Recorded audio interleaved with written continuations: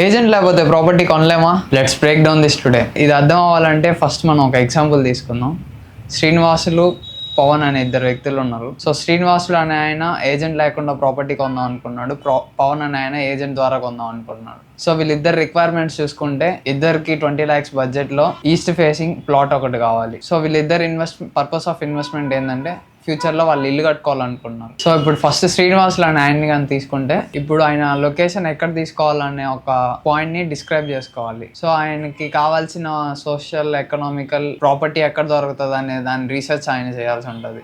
So దానికోసం ఆయన అన్ని లొకేషన్స్ తిరిగి ఒక లొకేషన్ని సెలెక్ట్ చేసుకోవాలి. సో నెక్స్ట్ ఆయన ఇల్లు కట్టుకునేటప్పటికి ఆ లొకేషన్ ఎంతవరకు డెవలప్ అవ్వే ఛాన్స్ ఉందని ఒక అనాలిసిస్ ఆయన చేసుకొని, సో దీని తర్వాత ఆయన ఆ లొకేషన్లో ఉన్న ప్రాపర్టీస్ ఏమేమి సెల్ చేస్తారనే ఒక డేటాని సంపాదించాలి. సో ఈ డేటా ఆయనకి కావాలంటే లిమిటెడ్ యాక్సెస్ ఉంటుంది. ఆ ప్రాపర్టీ ఆ ఏరియాలో ఏ ప్రాపర్టీస్ అమ్ముతున్నారు, సో ఆ ప్రాపర్టీ వాల్యుయేషన్ ఎంత ఉంది, సో వాళ్ళు ఎంత చెప్తున్నారు, ఎంతకు అమ్ముతారు, సో ఇవన్నీ ఆయన తెలియాలంటే ఆ లొకేషన్లో ఉన్న ప్రాపర్టీస్ అన్నిటి యొక్క డీటెయిల్స్ ఆయన తెలుసుకునే దానికి ఆయనకి చాలా లిమిటెడ్ యాక్సెస్ ఉంటుంది. సో ఈయన ఫేస్ చేసే ఫస్ట్ ఛాలెంజ్ అది. సో సెకండ్ ఛాలెంజ్ విషయానికి వస్తే ఒక ప్రాపర్టీ చూస్ చేసుకున్న ప్రాపర్టీని నెగోషియేషన్ కోసం కూర్చుంటారు. సో నెగోషియేషన్ లో యూజువల్లీ ఈ టైంలో బయర్స్ చెప్పే ఒకే పాయింట్, మన ఇద్దరి మధ్యలో ఎవరు ఏజెంట్ లేరు కాబట్టి ఆ ఏజెంట్ కి ఇచ్చే డబ్బులు ఏదో నాకే తగ్గించండి, నేను అదే ప్రైస్ కి తీసుకుంటా అని చెప్తారు. సో యాక్చువల్లీ ఇక్కడ మీరు చూసుకుంటే శ్రీనివాసులు అనే ఆయనకి ఆ లొకేషన్ లో ఉండే ప్రాపర్టీ యొక్క వాల్యూస్ తెలియదు కరెక్ట్ గా. సో ఆ బడ్జెట్ కి ఆయన అనుకున్న ప్రాపర్టీ, ఆయన చూసిన ప్రాపర్టీ కరెక్టా కాదా అనే ఒక అనాలిసిస్ చేసుకునే దానికి వాళ్ళకి చాలా కష్టం అవుతుంది. సో ఈ టైంలో నెగోషియేషన్ వాళ్ళిద్దరు ఒక ప్రైస్ పాయింట్ లో డిసైడ్ అవుతారు. సో డిసైడ్ అయిన తర్వాత యాజ్ యూజువల్ టోకన్ పెట్టి డాక్యుమెంట్స్ తీసుకొని లాయర్ కాడికి వెళ్తారు. సో లాయర్ కాడికి వెళ్ళిన తర్వాత ఏదైనా మిస్సింగ్ డాక్యుమెంట్స్ ఉంటే మళ్ళీ సెల్లర్ దానికోసం తిరగాలి. సో ఆఫ్టర్ దట్ అవన్నీ తీసుకొని అడ్వాన్స్ ఇచ్చి అగ్రిమెంట్ రాసుకుంటారు. సో అగ్రిమెంట్ రాసుకున్న తర్వాత ఆ డాక్యుమెంట్స్ తీసుకొని లోన్ కోసం అని వెళ్తారు. సో ఈ లోన్ ప్రాసెస్ బ్యాంకులో తెలిసిన విషయమే. వాళ్ళు చాలా సార్లు వెరిఫై చేసి చాలా డీటెయిల్స్ అన్ని చెక్ చేసుకొని దానికి మీకు ఎంతవరకు లోన్ వస్తుంది, మీ ఎలిజిబిలిటీస్ అన్ని చెక్ చేసుకొని మీ లోన్ ఎలిజిబిలిటీ అనేది చెప్తారు.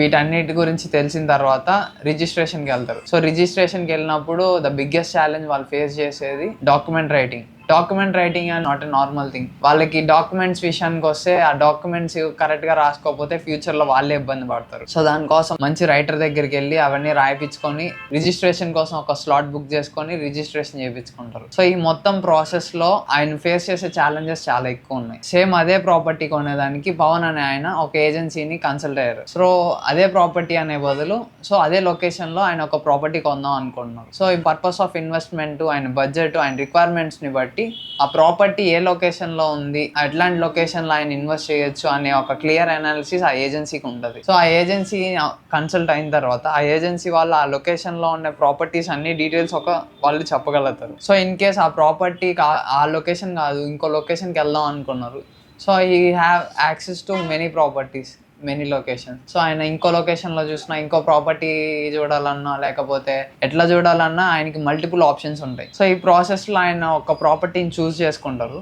ప్రాపర్టీ చూస్ చేసుకున్న తర్వాత నెగోషియేషన్లో కూర్చునేటప్పుడు డైరెక్ట్ సెల్లర్తో కూర్చొని మాట్లాడేటప్పుడు సో వాళ్ళకి ఎంతలో ఆ ప్రాపర్టీ తీసుకోవచ్చు అనే ఒక క్లారిటీ ఆల్రెడీ ఏజెంట్ అనే ఆయన ఇచ్చేసి ఉంటారు. సో ఈ ప్రాపర్టీ వాల్యుయేషన్ ఈ రేంజ్ నుంచి ఈ రేంజ్ లోపల కొనుక్కోవచ్చు, రీసెంట్ ట్రాన్సాక్షన్స్ ఎంత జరిగాయి, సో దీని పక్కన ప్రాపర్టీస్ వాల్యూ ఎంత ఉంది, ఈ పక్కన ప్రాపర్టీస్ వాల్యూ ఎంత ఉంది, సో ఈ రేంజ్లో అయితే మీరు తీసుకోవచ్చు అని చెప్పి నెగోషియేషన్లో ఏజెంట్ అనే వాళ్ళు పవన్కి హెల్ప్ చేస్తారు. అదే విధంగా అదే ఏజెంట్ సెల్లర్ విషయానికి వచ్చేసరికి సో మీరు ఓవర్ వాల్యూడ్లో ఉన్నారు, దీనికి వాల్యూ అయితే కరెక్ట్ ఉంటుంది అని చెప్పి వాళ్ళిద్దరికి ఒక మంచి డీల్ కుదిరేదానికి ఒక రేంజ్ బాండ్ ఇచ్చి వాళ్ళిద్దరు దాంట్లో డీల్ అయ్యేటట్లు దాన్ని హెల్ప్ చేస్తారు. సో ఆఫ్టర్ దట్ ఆ డాక్యుమెంట్స్ తీసుకొని లాయర్ ఒపీనియన్ కాడికి వెళ్ళేటప్పుడు సో ఇక్కడ నుంచి బయర్ అనే వాళ్ళకి రెస్ట్ అష్యూర్ ఉంటుంది. వాళ్ళు ఈ తర్వాత ప్రాసెస్లో వాళ్ళు ఏమి ఇన్వాల్వ్ అవ్వాల్సిన అవసరం ఉండదు, but they have to be there, వాళ్ళు అక్కడ ఉండాలి. కానీ ఆ మొత్తం ప్రాసెస్ అంతా ఏజెన్సీగా చూసుకుంటుంది. ఎట్లా అంటే ఇప్పుడు లాయర్ ఒపీనియన్ తీసుకునేదానికి ఏజెన్సీ చూసుకుంటుంది.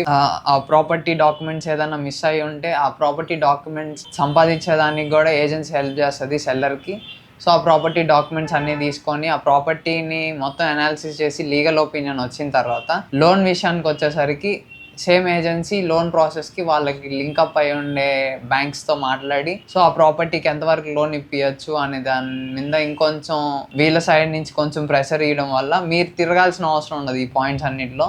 సో ఏజెన్సీ ఇవన్నీ చూసుకుంటుంది. డాక్యుమెంట్స్ విషయానికి వస్తే వాళ్ళు రెగ్యులర్ రైటర్స్ ఉంటారు. సో వాళ్ళతో కూర్చోబెట్టి మాట్లాడిస్తారు. దాంట్లో ఏదన్నా మిస్టేక్స్ ఉన్నా వీళ్ళు మళ్ళీ మాట్లాడించి క్లియర్ చేయించి ఆ డాక్యుమెంట్స్ అన్ని కరెక్ట్గా చూపించి దాన్ని తీసుకొని రిజిస్ట్రేషన్కి వెళ్తారు. సో ఈ రిజిస్ట్రేషన్ అయిపోయిన తర్వాత వాళ్ళకి మీరు ఇచ్చేది 1% కమిషన్ ఇస్తారు ఈ మొత్తం ప్రాసెస్కి గాను. సో ఈ మొత్తం ప్రాసెస్ని మీకై మీరు చేసుకోవాలంటే మీరు ఫేస్ చేసే బిగ్గెస్ట్ ఛాలెంజెస్ ఇవే. సో పవన్ అనే ఆయనకి ఈ మొత్తం ప్రాసెస్లో మొత్తం ఏజెన్సీ చూసుకునింది. ఈ మొత్తం ప్రాసెస్లో ఆయన చేసిన పనంతా ఒక మంచి ప్రాపర్టీని చూస్ చేసుకున్న ప్రాపర్టీకి ఆయన సేవింగ్స్లో నుంచి ఇన్వెస్ట్మెంట్ పెట్టడం, మిగతా లోన్ ఉంటే ఆ లోన్ కోసం పోవడం. సో వీళ్ళిద్దరు బ్రేక్ డౌన్ తీసుకుంటే శ్రీనివాసులు అనే ఆయనకి లిమిటెడ్ ప్రాపర్టీస్ యాక్సెస్ ఉంది. ఆయనకి లొకేషన్ మారితే మళ్ళీ దానికోసం తిరగాల్సిన పని ఉంది. సో తిరిగే క్రమంలో ప్రాపర్టీ వాల్యుయేషన్ మారిపోవచ్చు. తెలియకుండా పోయి ప్రాపర్టీ గురించి డీల్ చేసేటప్పుడు ప్రాపర్టీ వాల్యూ ఒకలాగా ఉంటుంది, తెలిసి డీల్ చేసేటప్పుడు ఒకలాగా ఉంటుంది. దీని తర్వాత చూస్తే మిగతా ప్రాసెస్ అన్నిటిలో ఆయన వెళ్ళి ఒక్కొక్కరిని అప్రోచ్ అయ్యి ఒక్కొక్కరి దగ్గర అపాయింట్మెంట్ తీసుకొని లీగల్ ఒపీనియన్ కానీ, బ్యాంక్ విషయంలో కానీ, రైటర్ విషయంలో కానీ, రిజిస్ట్రేషన్ విషయంలో కానీ ప్రతి దగ్గర ఆయనే తిరగాలి. ఆయనకి కావాల్సిన పని వెంటనే అయిపోయే ఛాన్స్ చాలా తక్కువ ఉంది. సో లీగల్ గా కూడా కొంచెం ఇబ్బంది పడాల్సి వస్తుంది. సో పవన్ అనే ఆయన విషయానికి వస్తే సో ఈయన డైరెక్ట్ కన్సల్టెన్సీని ఒక ఏజెన్సీని అప్రోచ్ అయ్యారు కాబట్టి వాళ్ళ ఎక్స్పర్టీస్ యూజ్ చేసి వాళ్ళ మార్కెట్ వాల్యుయేషన్ కానీ, వాళ్ళ అండర్లో ఉండే ప్రాపర్టీస్ యొక్క యాక్సెస్ కానీ ఆయనకు ఉంటుంది. సో వీళ్ళు ఒక 2-3 ప్రాపర్టీస్ ఎతికే గ్యాప్లో వీళ్ళన్ని ప్రాపర్టీస్ ఉన్న యాక్సెస్ అంతా వాళ్ళకి ఆల్రెడీ ఉంటుంది. సో ఆ ప్రాపర్టీ యాక్సెస్ ఉంటుంది. కంపారిజన్ కోసం 2-3 ప్రాపర్టీస్ యొక్క టెంప్లెట్స్ అవన్నీ ఉంటాయి. సో వీటన్నిటిలో నుంచి వాళ్ళు సబ్స్క్రైబ్ చేసుకొని ప్రాపర్టీ తీసుకోవచ్చు అనే ఒక పాయింట్లో ఒకటే వాళ్ళు ఇన్వాల్వ్ అయి ఉంటారు. మిగతా రెస్ట్ ఆఫ్ ద లీగాలిటీస్ కానీ మిగతా అన్ని విషయాలన్నీ ఒక ఏజెన్సీ కంప్లీట్ చేస్తుంది.